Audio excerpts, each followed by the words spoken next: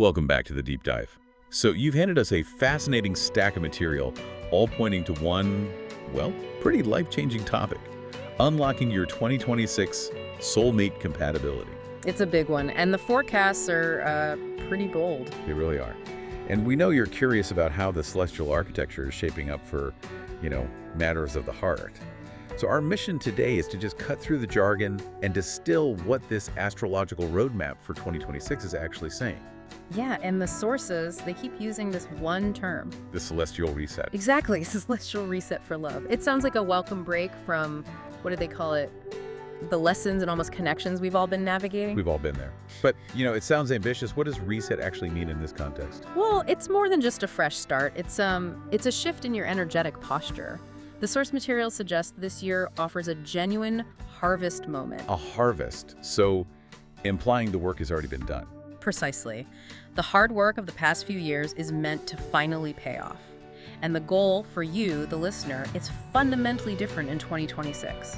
The whole idea is to stop that exhausting cycle of searching. And start at what? And start mastering attracting. It's all about being ready for what the universe is finally prepared to deliver. I really appreciate that framing. I mean, shifting from a frantic search to a calm state of attraction is a huge psychological leap. It is. But let's ground this in the cosmos. The article says 2026 is the year of the great alignment.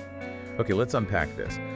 What makes 2026 so uniquely powerful for, solid, long-term soulmate connections? It comes down to a very rare and profoundly harmonious synergy between two of the heavy hitters. Okay. We're talking about Jupiter, the planet of expansion, luck, tangible growth, and Neptune. Neptune, the planet of spirituality, dreams, intuition. Right.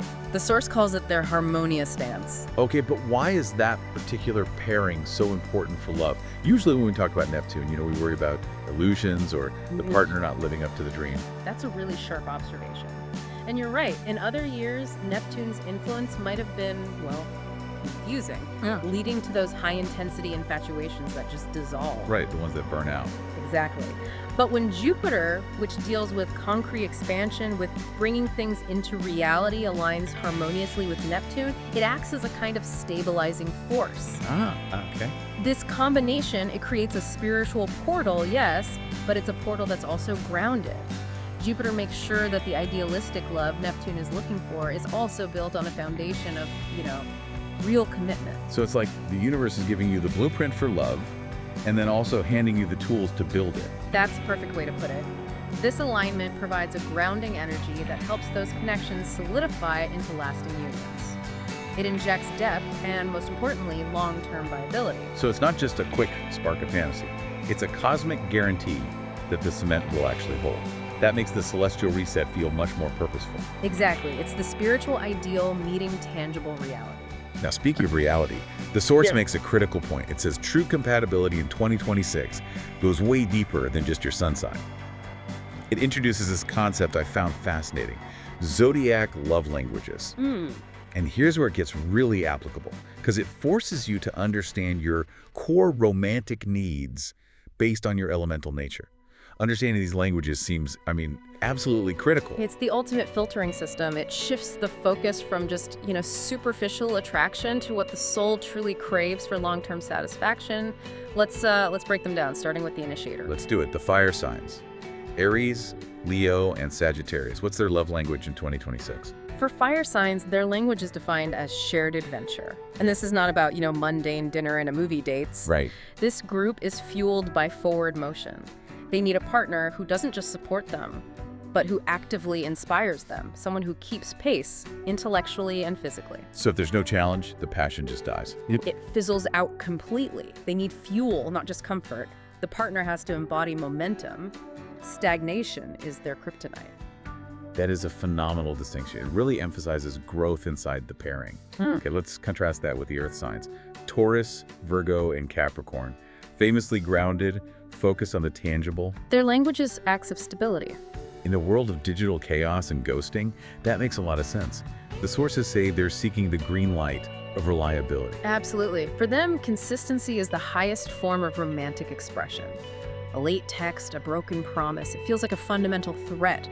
They're investing for the long term. So stability isn't boring, it's trust. It's everything. Knowing you'll show up, that you'll follow through on a plan. That's the real romance. Okay, moving on to the intellectual corner, the air signs. Gemini, Libra, and Aquarius. Their language is intellectual intimacy. For air signs, the relationship, it truly starts and is sustained in the mind. The source is so clear on this. If you can't spark their mind, you won't capture their heart. So it's all about the conversation. The conversation, the sparring, the curiosity, they need to analyze and understand their partner's mind. If the conversation stays on the surface, they feel completely disconnected, even if they're right there next to you. The mind meld comes first. Got it. And finally, let's dive into the emotional depths. The water signs. Cancer, Scorpio, and Pisces. For them, the language is soul mirroring. That sounds deep. It is. It goes beyond communication or even adventure. They're seeking a reflection of their own inner world. They need a partner who just gets their emotional landscape, often without any words. So someone who understands their silence as much as their words. That's the quote. If a water sign has to constantly explain how they feel, the connection just feels forced. They're looking for an emotional sanctuary, a place of silent, profound understanding. That structure is so useful. And it feels like step one. But step two, according to the sources, is looking at the pairings that benefit most from these 2026 transits. The electric compatibility pairings. Exactly. So which duo lands as the most cosmically favored power couple for the year? The primary pairing that the transits are really highlighting is Taurus and Scorpio. The alchemy of transformation. The classic opposites. Classic opposites. But in 2026, that friction is highly constructive.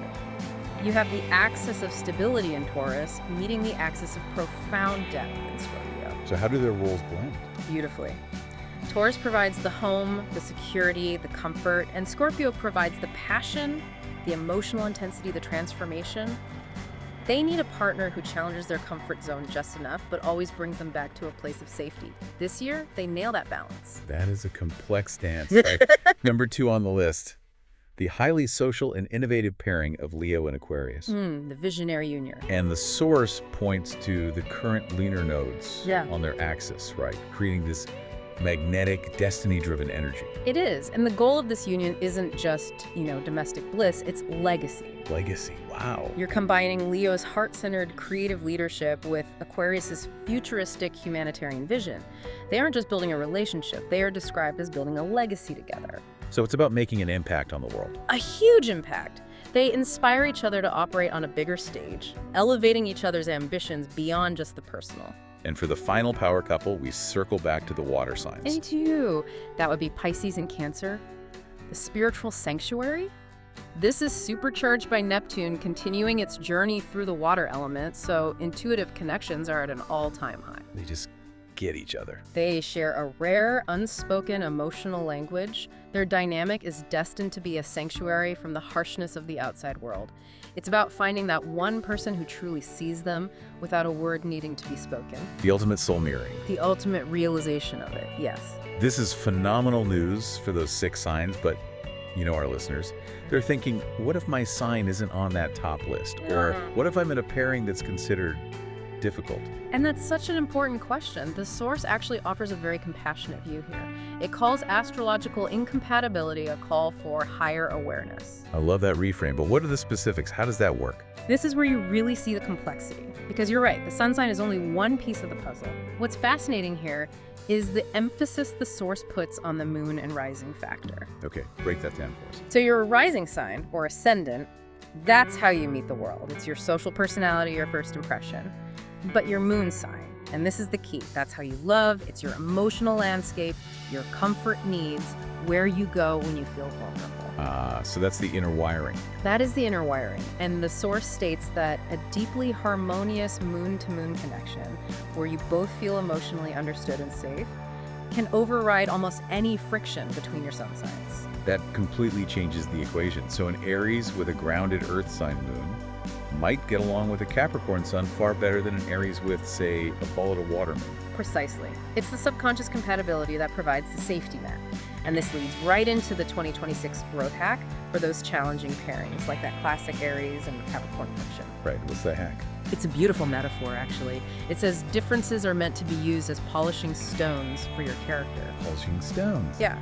The source insists that conflict is not a sign of failure, it's just redirected energy waiting to be mastered.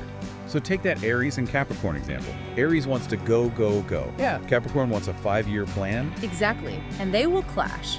Aries sees Capricorn as slow, Capricorn sees Aries as reckless.